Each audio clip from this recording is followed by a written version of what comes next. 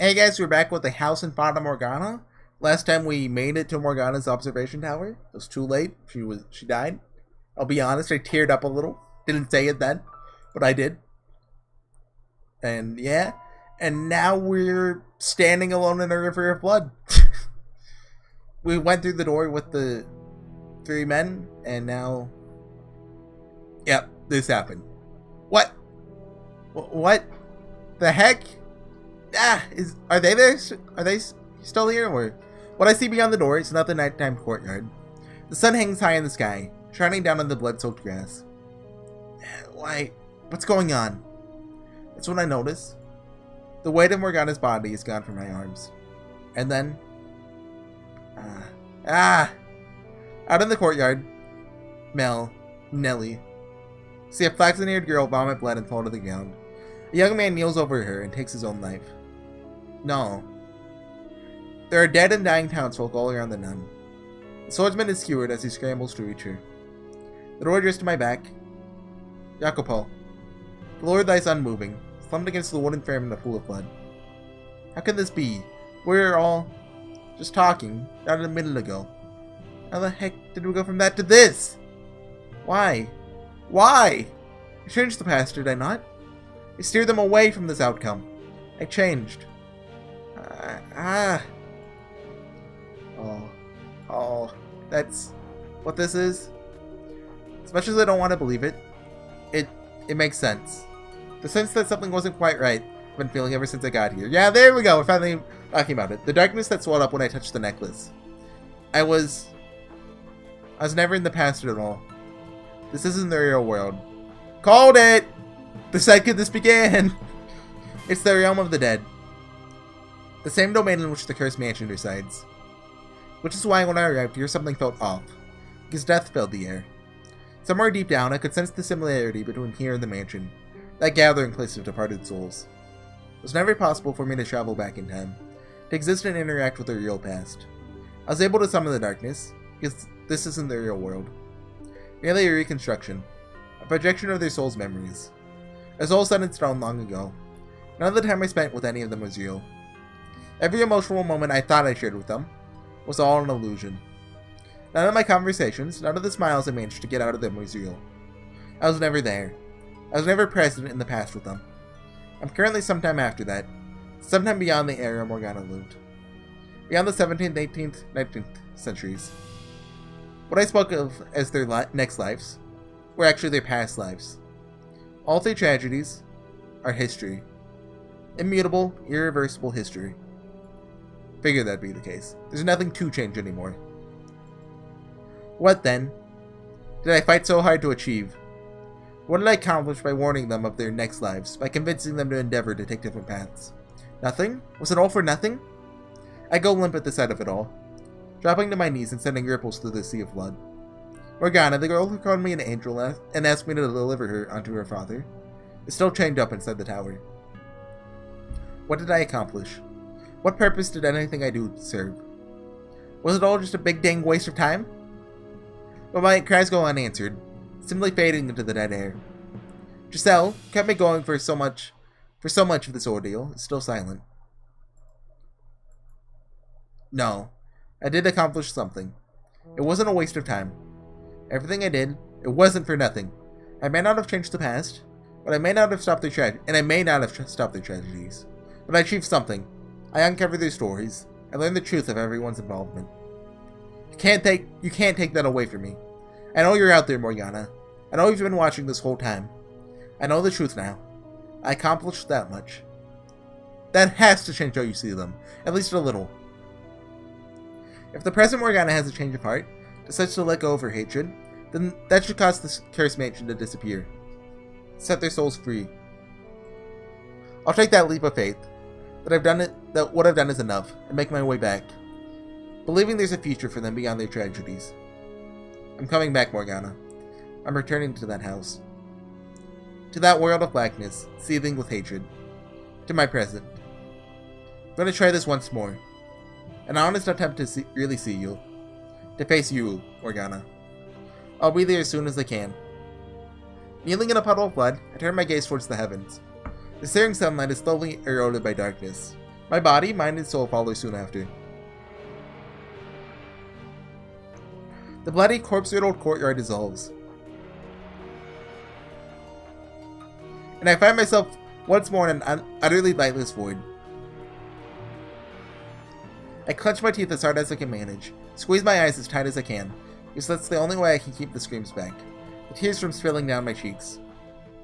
Oh, got an achievement. Deliverance. Okay.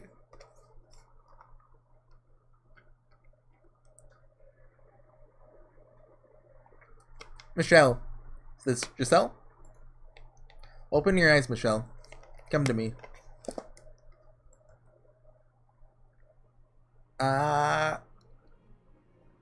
White-haired girl? What? We meet at last. What? Why is the white-haired girl here? Never mind that. Where am I? I was trying to get back to the mansion. How did I end up here? Do you know who I am? Of course I do. How could I not know who you are? Splendid. But what are you doing here? Why is there a sword in your hands? And why can I not speak? I was able to return to this gathering place of souls thanks to your efforts. So is she like Morgana's good half? You're uncovering the truth of those events that transpired so many years ago, allowing me to remember everything I had forgotten. To remember who I am. Remember who you are? You mean that you're part of Morgana? My apologies. Bringing your soul here without any preparation has left you in a bit of a nebulous state. But my heart told me I had to do this now. Though you have no voice, I can feel your presence quite clearly. O Michelle, namesake of the great Archangel Michael, man of tremendous virtue, I brought you here to ask for your assistance. I pray that you'll be able to help me. My request for you is simple. Take this blade and with it, extinguish my soul. What are you? Extinguish your soul? I realize that it's cruel to ask of this of you, and for that I deeply apologize. But I want it to be you who sends me off. Could you grant this girl her selfish request? It's not why I sought the truth. Not because I wanted to see anyone extinguished. Because I wanted to set everyone free from this mansion's cursed bonds. Because I wanted to put an end to the cycle of pain and suffering. Because I wanted to save every last person caught in this tragic quagmire. That includes you. You're asking me to eradicate your soul? I must be destroyed. You can't tell me that after everything you've seen, you haven't realized that I have no place in their lives. While it's true Morgana wished for misfortune to befall them, if I hadn't been there, none of their tragedies would have taken place. If I hadn't been there, the flaxen-haired girl would have been able to let go of her yearning for her brother. If I hadn't been there, the shipwrecked merchant's lover would not have lost her place as his tether. If I hadn't been there, the ambitious businessman would not have been betrayed by his close friend. Why are you acting like it's all your fault? Are you trying to say everyone would be better off without you? I was not a victim in the tragedies. I was culpable. I am culpable for them. Culpable? Like heck you were. Saw everything from start to finish. You didn't intend for anything bad to befall them. You always acted out of the good of your heart.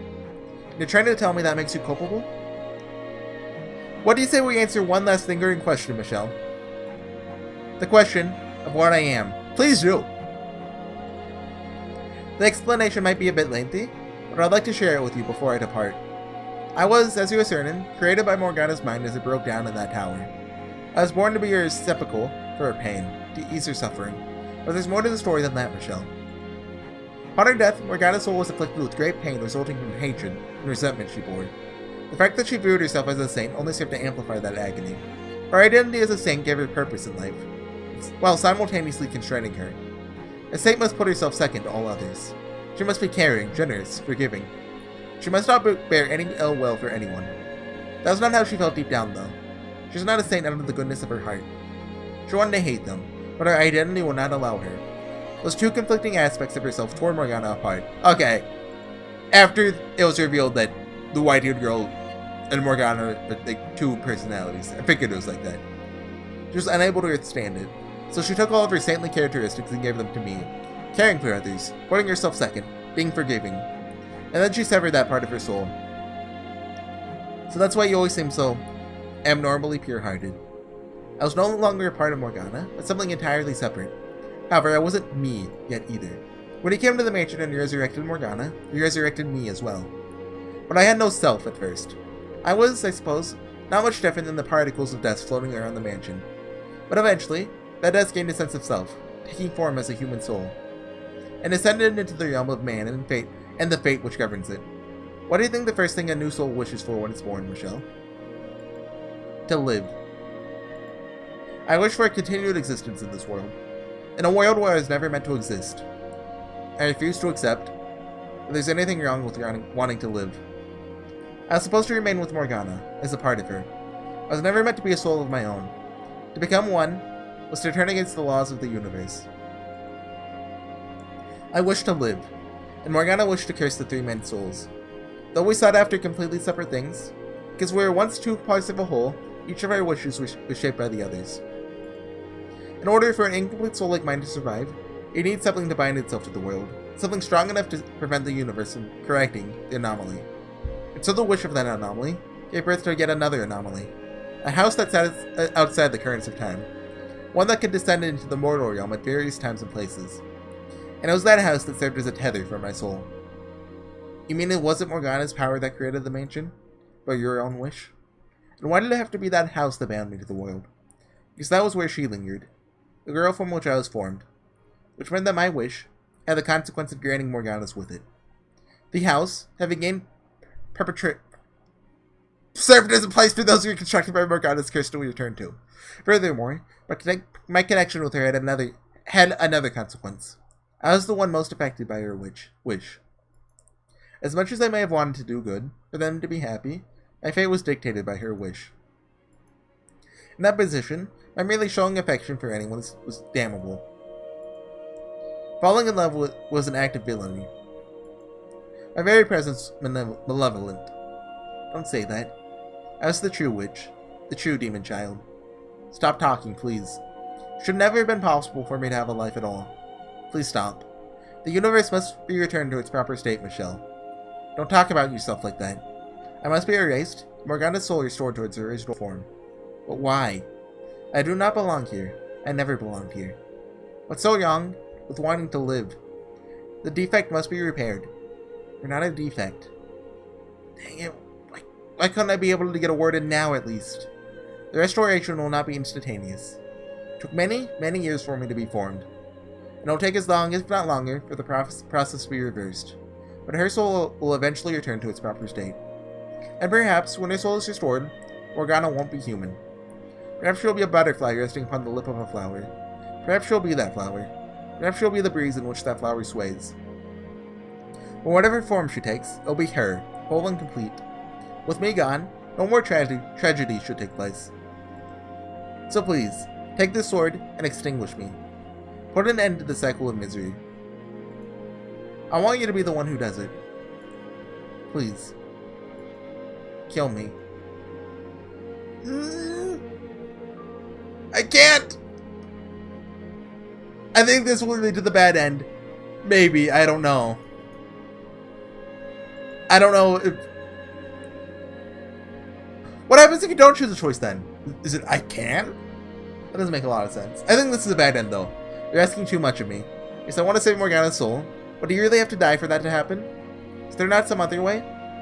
Won't you do this for me? I cannot. I could never take that sword. I know it's unfair of me to ask this of you, but I want it to be you. As selfish a request as it may be, while the curtain drawn on this ersatz life, or the man I admired so deeply. You admired me? Let's talk a little bit about that admiration, shall we? From where I got my physical appearance. Okay, I was kind of thinking something like that. He's probably the first human she saw, if her soul formed in the mansion. Like, during the time he was alive. This goes back to when I was a mere particulate matter dribbling about the house. Well, I still had no mind of my own at that point. I witnessed everything that took place within the house. And in the moment of your death, Michelle, was I born. You saw my death? Your actions that day appeared to me as the very definition of selfless and honorable. Your life bore many similarities with Morgana's. You were both abused, imprisoned, called a witch.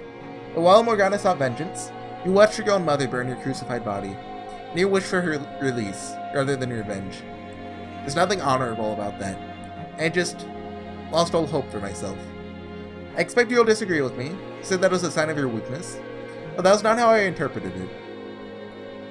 Self-sacrifice being one of the core characteristics Morgana gave to me, I was deeply moved. You didn't curse those who wronged you in life, you chose your own destruction, and I admired that strength of spirit. That admiration helped to shape my wish, to determine the form I would take, the name I would have. That's why, whenever I gained a physical body, it was modeled after yours, with snow white hair and ruby red eyes. Why my name was always Michelle, after the same angel from whom you took yours. I'm in no way worthy of anyone's admiration. My admiration caused both you and the woman you love a great deal of pain, and for that I apologize. But it also shows just how much I wanted to be like you. I would ask for you, if you'd be so kind, consider this a great favor for a starry-eyed little girl. A girl who, quite literally, idolized you to her very soul. Don't. I couldn't ask for a greater honor. How could you tell me that? Then to be erased from the world by you, my idol. And then ask me to kill you. Please, Michelle, be the one to send me off.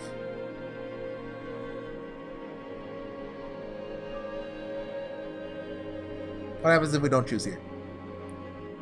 Give it 5 more seconds. 5, 4, 3, 2, 1. Okay, that's not an option then.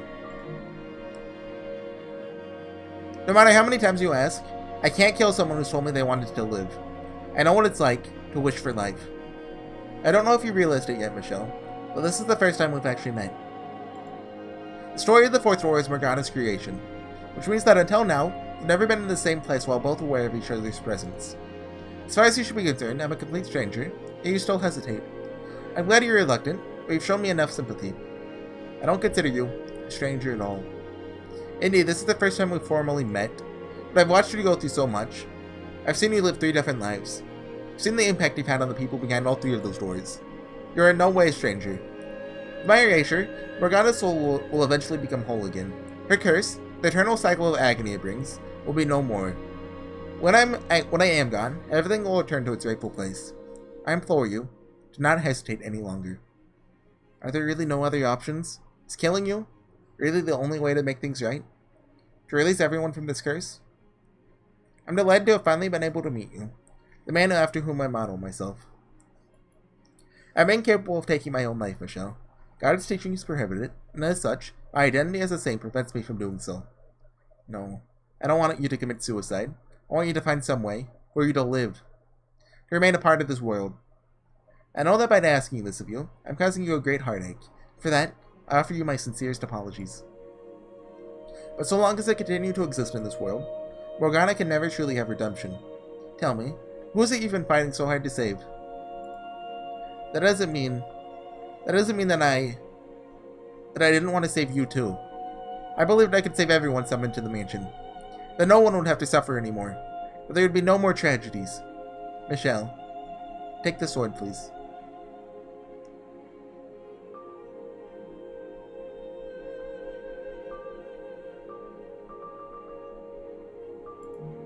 Okay. ... Worry not, Michelle. Doing this will allow you to save everyone. You'll cast off the darkness inhabiting the house. Set all of its prisoners free. Give Morgana her salvation. Give me mine as well. Extinguishing my soul will be my salvation. I've had a full, satisfying life, even if every moment of it was rooted in iniquity. And well beyond my share of happiness. I don't need any more. O Michelle, namesake of the great Archangel Michael and the man of tremendous virtue, I ask of you to please draw the cycle of misfortune to an end. To take this blade and deliver everyone from their fates. It must be you, Michelle. You must be the one to do this.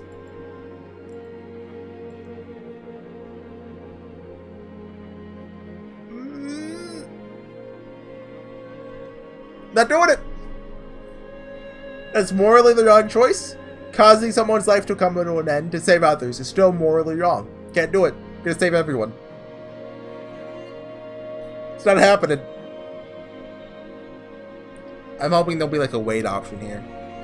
Because I know there's gotta be one ending that's not the true ending left. Or else that designed ending menu is awful. Okay, I don't think anything's gonna happen. This reminds me of Rewrite, the Force Choices. Thank you, Michelle, for having the strength to do what must be done. And I apologize for putting you in a difficult position. Once my soul has been erased, I'll be gone from this world forever. I will not return, not in this or any other form. I feel no woe in that knowledge, though. I welcome my destruction with the utmost of joy. However, if it wouldn't be too much to ask, for you to keep just a little bit of me, in a corner of your soul, Michelle, to remember me, to remember the life I lived, that would make it all worthwhile.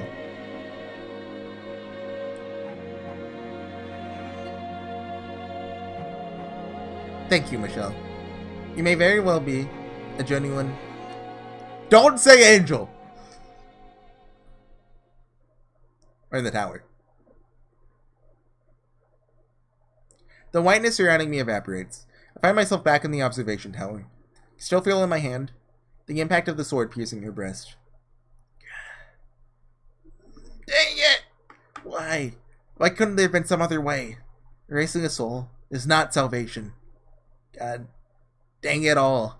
She deserved better. So much better than that. Hold on, I need to... It's getting really hot in my room. No, now is not the time to grieve. There's work to be done. A girl to whom I must offer the chance for salvation. Mustn't cry over the white-haired girl's death now. Hold on, I'll be right back. Give me 5 seconds. 10 actually. Give me 10.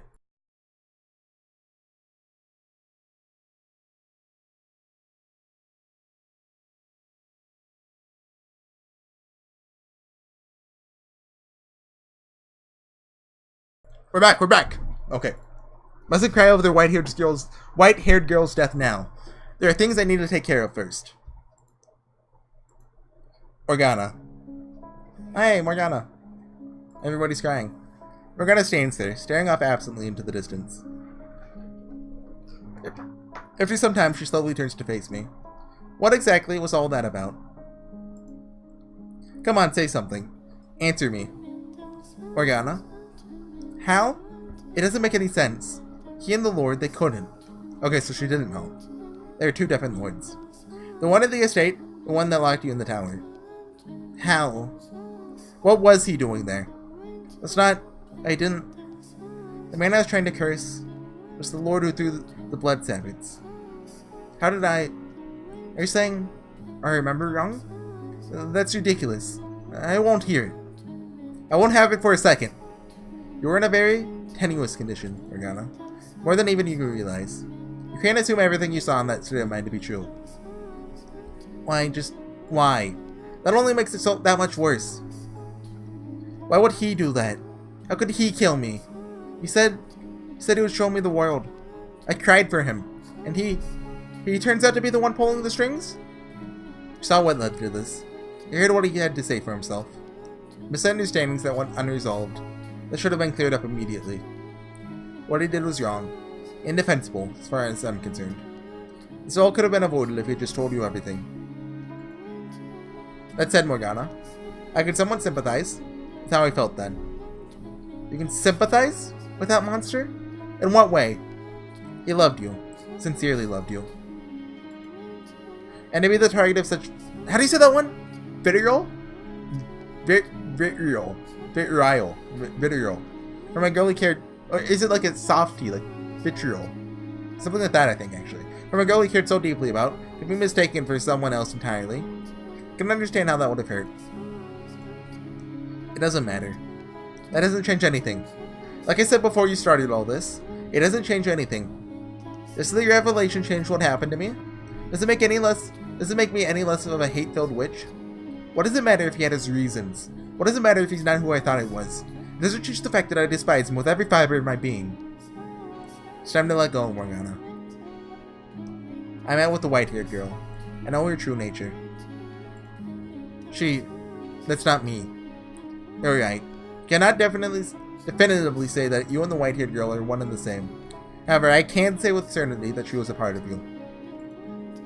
A creation of your broken spirit. The fact remains that she was closer to you than anyone else, in every sense of the word. Can you see the situation you're in, Morgana? The terrible, tragic irony of it all? You've cursed out yourself along with everyone else.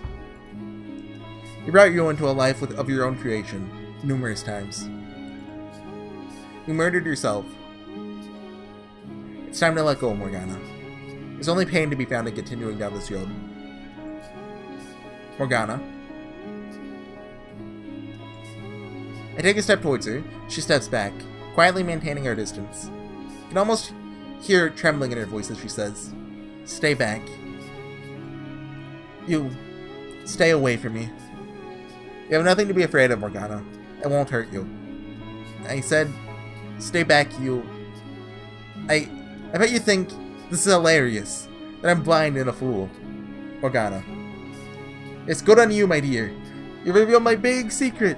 And I'm a feeble-minded little girl with a poor memory. You've uncovered the truth of my death. Discovered the white-haired girl's true identity. I always presumed she was you. Foolish of me. Laughing like I knew anything. Cursing the entirely young man. Absolutely brilliant, you might say. Made myself into quite the laughingstock. Not gonna laugh about your pain, Morgana. Come to realize that perhaps I empathize with you out of more than just our shared loneliness. We're both yoked with unimaginable misfortune, lived our lives in lamentation of our fates. I understand your pain. That boat has long since sailed. You're right, it has. This is a realization I should have come to much sooner. Though you said it wouldn't have mattered, I still should have made an effort to get to know you in life. I feel guilty about how I constantly pushed you away. So, I'd like to make up for that now. I approached Morgana, hands stretched out towards her. She stands there bewildered, as I place them on her shoulders, pulling her in. Not for my own comfort, as I had many times before, and not out of some pretend sense of pity for a sad pile of bones. I embraced her, and all the pain and loneliness she holds inside. Her body gives off no warmth, and is as weightless as the skeleton all those many years ago. She, like me, loves so much in life, but unlike me, she had no one there in her final moments. It's alright, Morgana. Everything's okay now. The tale behind the fourth door may have been a fabrication, but the creator's soul is always somewhere to be found in her creations. Knowing the inseparable link between her and the white-haired girl, that's where I'll find what I'm looking for. I'm here with you. You're not alone, Morgana. We'll get on all this suffering out together. It's going to be okay. What's wrong with you? Have you completely lost it? Do I need to remind you of everything I've done? Of all the pain I've caused you? No reminders necessary. You did quite a number on me indeed. And what do you want to tell me from how we went from that to you holding me? You didn't do what you did out of a particular grudge against me. Of that much, I was always certain. So I hold nothing against you. I bear no ill will. No, nor am certain does Giselle. You're much too forgiving. I imagine there's something about having experienced the kind of pain we have that makes it hard to harbor any ill will towards one of our kind. Shared trauma or not, you and that woman really are something. Yeah, there are no words for how much you irritate me. The bite slowly drains from Morgana's voice, and in the quiet, I think I hear a muffled attempt to hold back a whimper. I pull away silently, putting a hand under her chin and lifting her head. She quickly averts her eyes, but doesn't knock my hands away as I reach them into her hood, gently setting them against her cheeks. I run my fingers across the exposed flesh, and slowly pull back the hood covering her face. Oh, look at that. You're quite pretty without your face hidden. You gonna get a Sprite? I didn't think you were the flattering type. I assure you I'm not. Go on, touch your cheeks. Alright! Now this is the girl you were always meant to be. If Morgana had had a less harrowing life, this is probably what she would have looked like at 16. You know, you look a little like the white-haired girl. You look nothing alike, I can assure you of that. She's a very antithesis of me. But that's antithesis, right? Not antithesis. But she was once a part of you. The last thing I want is to be like her in any way. Why is that? Because I never liked that girl at all. Always putting others before herself. Just watching her was aggravating. Although in retrospect, she was everything about myself I deemed unnecessary. So that might explain why I was so hard to watch. Also, I was so sure she was you, which made it all the more frustrating. Why would her being me bother you so much? Because that wasn't you. You're aggressive, you yell, you fight. Is that how she saw me? How wouldn't it bother me that you came back as a quiet, passive, subservient girl? Of course, now I know that it wasn't you, so... You were that sure it was me, despite thinking you were nothing alike? Apparently so. Hold on a second. Why would that bother you? I'll let you figure that one out. Michelle Harem Master! Think about it. We have Giselle. We have Morgana. White-haired girl. Oh, we have Nelly. We have... Not really Pauline. If you fight for it, you could say Maria. Still, let's get on with it. It's not important. So, you've got my attention. What are you planning to do now? To leave the matron with you. To set everyone free and break the curse. Setting them free will set you free as well. So you want me to release their souls? Exactly. This scene is called a revolution, by the way. Just so you know, I haven't forgiven them. My hatred isn't going to just vanish like it was nothing. I'll never be able to forgive them completely. But, you're right. This has gone on long enough. Morgana? I'm not even sure what I'm doing anymore. It's all your fault. So sure, I'll release their souls. So glad to hear it. However, I don't want to see them alone. I'm not sure I'll be able to set them free if I have to face them on my own. That won't be a problem. I'll go with you. We'll go see them together. You get to be my guide this time then. Get to take up Giselle's old mantle. And I do. Even if it means taking this hand. You honestly think I have any reservations about that? I mean, you could use your other hand though, I mean. God, I swear. You really are the worst. Lead the way, my dear. To where their souls wait.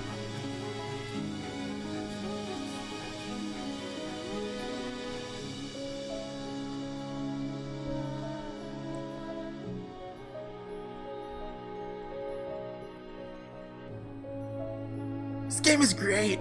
I love it! Hand in hand, we travel the cursed mansion's corridors. The halls overflow with darkness, cut off from the sun and devoid of color. Despite having spent much time in this place, never stop being depressively gloomy. No one, for any reason, should be left behind in a place like this.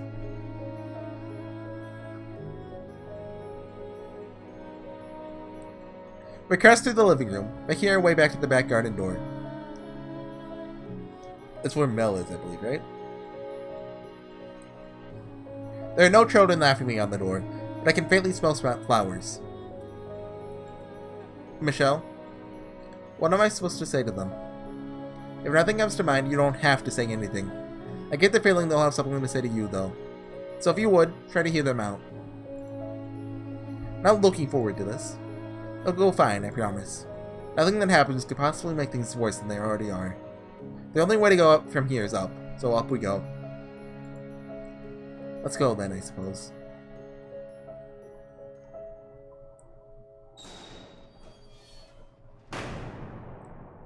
Should we... We're not gonna reach the end of it in a, within the next 30 minutes, so I think I should call it there. At least it doesn't look like we will anyway. Next one's the finale, for sure. Not for sure. I don't know how long this will go on. Can it just go on forever? That's unreasonable. Anyways, we'll be back next time, guys, with some more of the house in Fata Morgana. Could or could not be the finale. Thanks for watching this far, and I'll be back then. Bye.